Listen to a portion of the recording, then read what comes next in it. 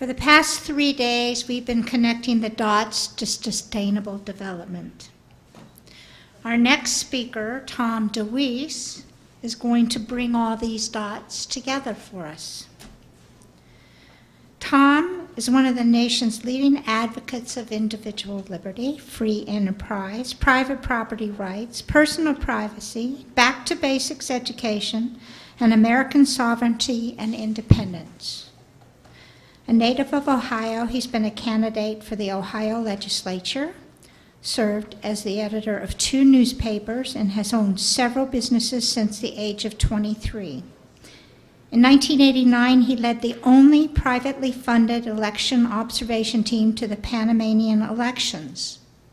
In 2006, he was invited to Cambridge University to debate the issue of the United Nations before the Cambridge Union, a 200-year-old debating society.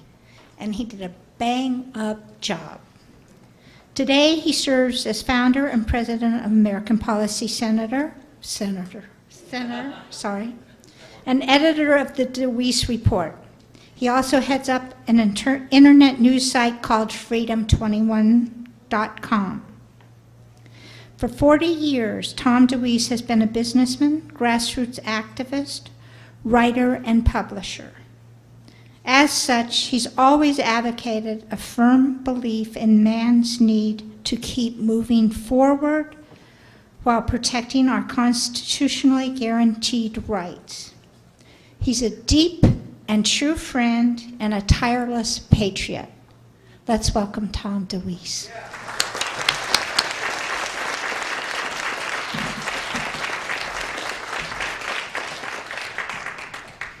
Thank you, Kathleen.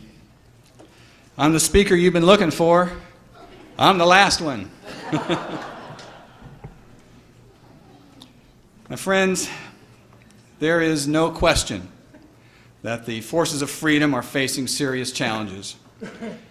There are active battlefields on every front: private property, personal privacy, national sovereignty, education, gun control, the sinking value of our money, the soaring national debt, rising healthcare costs, oil at $4 plus a gallon, national ID cards and the growing number of surveillance cameras on every street corner, the never-ending invasion of illegal aliens, the assault on religion, and the very creation of the Department of Homeland Security, which I believe to be the most outrageous, dangerous, anti-American government force ever spawned. We are certainly going through a great upheaval, and fear and despair are growing with it. So many of us are looking down at our feet with a long face and tears in our eyes. The Republic is dead. There is no hope. The shining beacon of freedom that was once the United States is extinguished or soon will be. There was a moment of hope. Ron Paul was running for president. The great knight in shining armor, the last great hope. The cry went out: if Ron Paul isn't elected, the Republic is dead. This will be our last election. And Paul, of course, isn't going to the White House. And now we have nowhere to turn. They control the media, they control the banks, they control foreign policy, they control domestic policy, they control the education of our children, the voting machines are rigged. We control nothing. So go home. Prepare yourself for the long, cold, dark ages that are coming. Store your food, hoard your gold, hide from the forces of evil. And no one will blame you. You have all the excuses you need to quit, to fade away, to lose. There is no hope. It's over. And don't you think the other side hopes you believe all of that. Don't you think they're counting on you to give up. So go ahead and do it. Give them their total victory. All that's needed is for you to do nothing. But if you quit now, you're going to wish you had given it just a little more time, I assure you. The fact is, too many from our side are so consumed by despair and tunnel vision that they are missing some very exciting developments. You know, I get emails daily shouting doom and gloom no matter the issue, no matter the outcome of an event. If Congress does something right, the doomsayers see a conspiracy in it. Said one letter that I received, quote, "Aren't they just letting us win a few battles to try to lull us into believing we are winning?" What level of paranoia is that person operating from? Let me enlighten you to some events that have taken place this year. While so many from our side were preparing to wave the white flag or stick their heads in the sand.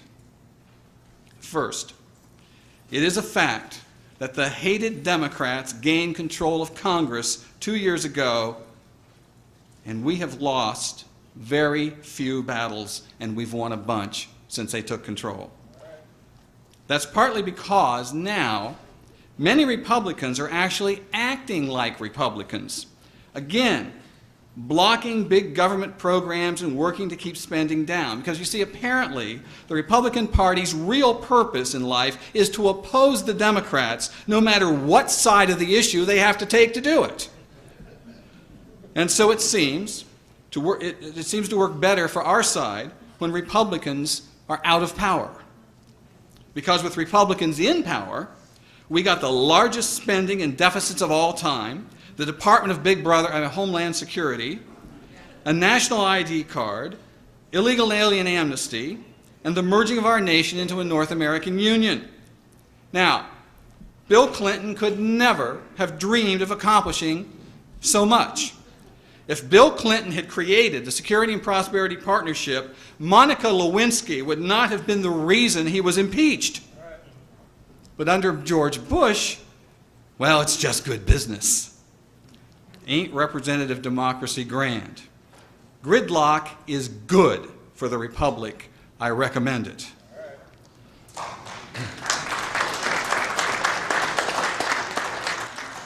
But the truth is, those failed policies of both parties have helped us to win a bunch of major victories this year, and we're still fighting on some other ones that are very important.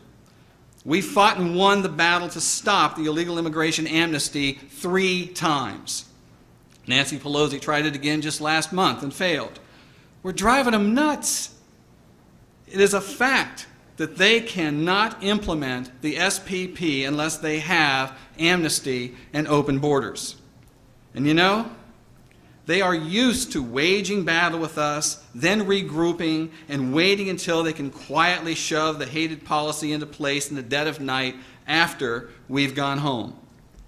And they have tried that with the amnesty issue, time after time, and it hasn't worked. They've tried all the usual games.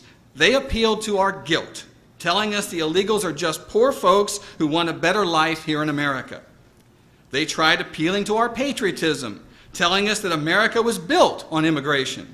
They tried to play to our ignorance, telling us that they are actually just migrants. And they tried to play to our greed, telling us that illegals provide work Americans simply won't do. And when none of that worked, they tried name-calling, calling us racists, acting out of hate. None of it has worked. Every time they bring up the amnesty, we kill it again.